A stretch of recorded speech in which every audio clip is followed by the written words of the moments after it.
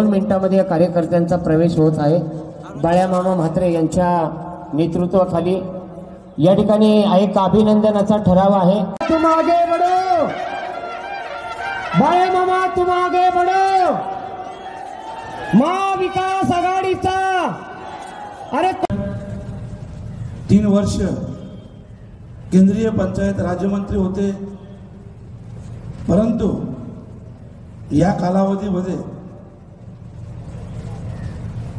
एकही काम न केलेले निष्क्रिय निरुपयोगी म्हटलं तरी वावगं ठरणार नाही असे हे खासदार। मी आताच येताना ज्या हायवेने आलो, सर्व पत्रकार बंधूंना कल्पना आहे, ज्या ज्या तालुक्याला ज्या ज्या शहराला हायवे जोडला जातो त्याचं रुंदीकरण होतं, तेव्हा तेव्हा तिथं विकासाची गंगा येते, डेव्हलपमेंट होतो। तर आपण कधी कपिल पाटलांना हा प्रश्न विचारला का की गेल्या 10 वर्षात या रस्त्याचं रुंदीकरण झालं नाही, का झालं नाही?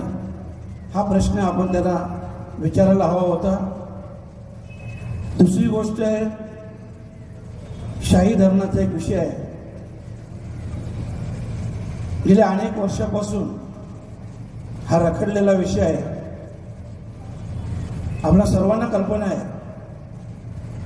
सगळीकडेच पाण्याची टंचाई भासते आणि अशा परिस्थितीत धरणं होणे गरजेचे आहे।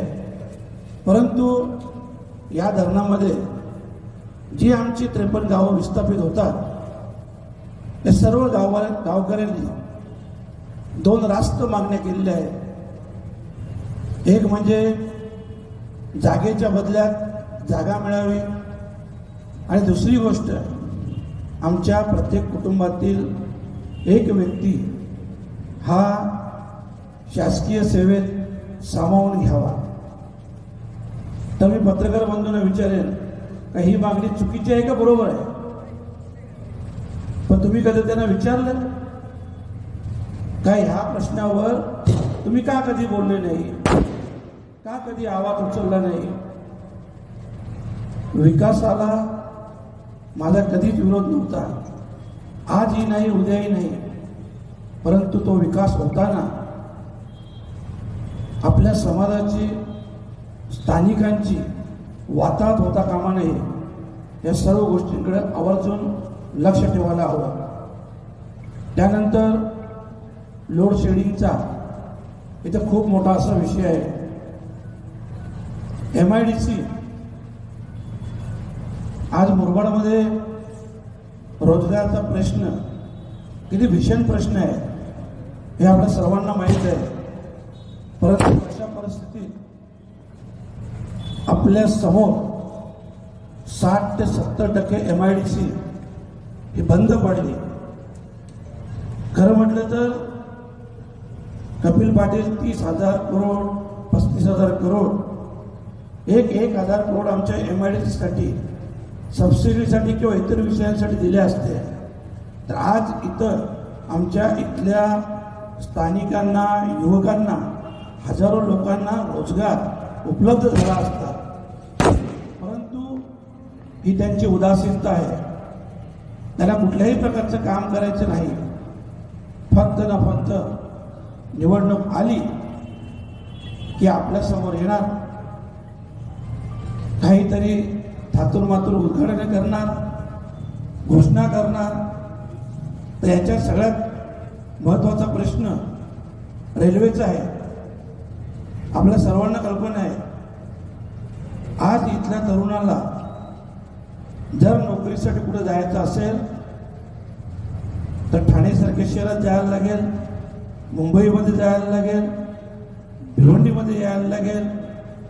परंतु आज इथून जायचं म्हटलं तर भाडे परवडत नाही, आणि भाडे परवडत नाही म्हणून रेल्वे असणं गरजेचं आहे। आणि म्हणूनच रेल्वेचं आमिष 2014ला कपिल पाटलांनी दाखवलं की मी 5 वर्षात ही रेल्वे मुरबाडपर्यंत पोहोचवी। आणि साहजिकच आमच्या भोळ्या बाबड्या नागरिकांनी मतदार राजांनी त्याच्यावर विश्वास ठेवला आणि भरभरून मतदान केलं आणि 5 वर्षात ही रेल्वे मुरबाडला पोहोचली नाही. मग पुन्हा 2019 निवडणूक आली. मग पुन्हा 3 मार्च 2019 कपिल पाटलांनी उद्घाटन केलं की मुरबाडची रेल्वे मंजूर झाली आणि तिचं उद्घाटन केलं. देवेंद्रजी फडणवीस होते, यांच्या हस्ते उद्घाटन केलं. परंतु ते देखील गाजरच होतं.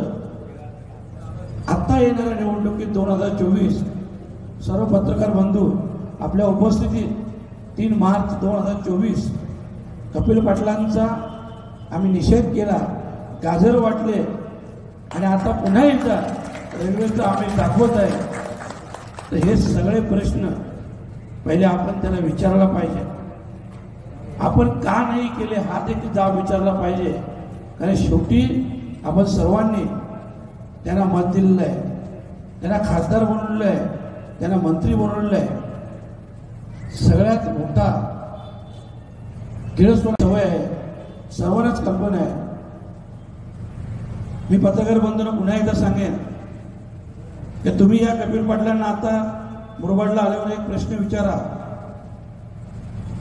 की 2019 तुम्ही दुसऱ्यांदा निवडून आले. 2020ला कोरोनासारख्या महामारीचं संकट संपूर्ण तालुक्यात, जिल्ह्यात, महाराष्ट्रात, देशात आणि जगभरात या महामारीचं संकट पसरलं होतं. यावेळेस तुम्ही आम्ही सर्वसामान्य नागरिक ज्यांना बेड मिळत नव्हती, इंजेक्शन मिळत नव्हतं, वेळेवर उपचार होत नव्हते, संभ्रम अवस्था झाली होती आणि अशा या परिस्थितीत शेकडो लोकांचे प्राण गेले. पण ह्यावेळेस या परिस्थितीत खासदार कपिल पाटील हे स्वतःचा दरवाजा आणि गेट बंद करून 3 महिने, मी खूप जबाबदारीने बोलतो, कपिल पाटलांनी नकार दिला तर तुम्हाला पुरावा देईल. 3 महिने स्वतःचं गेट दरवाजा बंद करून फक्त ना फक्त माझं घर, माझं परिवार, माझी जबाबदारी अशा पद्धतीने वागले आणि संपूर्ण लोकसभा वार्डाला वाऱ्यावर सोडलं. आणि त्याही पेक्षा जाऊन किळसवाना प्रकार म्हणजे ह्यांना नेहमी सवय आहे श्रेय घ्यायची. तर 3 महिन्यानंतर जेव्हा घराच्या बाहेर पडले त्यावेळेस याच कपिल पाटलांनी कोरोना योद्धा म्हणून प्रशस्तीपत्र देखील स्वीकारला. हा किती नीचपणाचा कळस आहे. मला तुम्ही सांगा, मुरबाडवासियांनी कोरोना काळामध्ये कपिल पाटील आले होते का? कोणीही सांगावं आलं असेल तर पत्रकार बंधूंनी सांगावं. रेल्वेची 2-2 वेळा आम्हीच दाखवली, आताही दाखवत आहे. दुसरी गोष्ट, मुरबाड हे आम्हा सर्वसामान्यांचं, मध्यमवर्गीयांचा हा ग्रामीण तालुका आहे आणि ह्या ठिकाणी एक चांगलं शासकीय रुग्णालय असायला हवं. कारण आज ह्या ठिकाणी ज्या मल्टीस्पेशालिटी सुविधा असायला पाहिजे त्या या ठिकाणी नाही आहे. आणि म्हणून कधी कधी आपला पेशंट इथं उपचार न होत असल्यामुळं ठाण्याला किंवा मुंबईला जावं लागतं आणि ठाण्या मुंबईला जाताना अनेक लोकांचे प्राण देखील दगावले आहे. तर अशा प्रकारचं हे हॉस्पिटल या मुरबाड तालुक्यात होणं खूप गरजेचं आहे.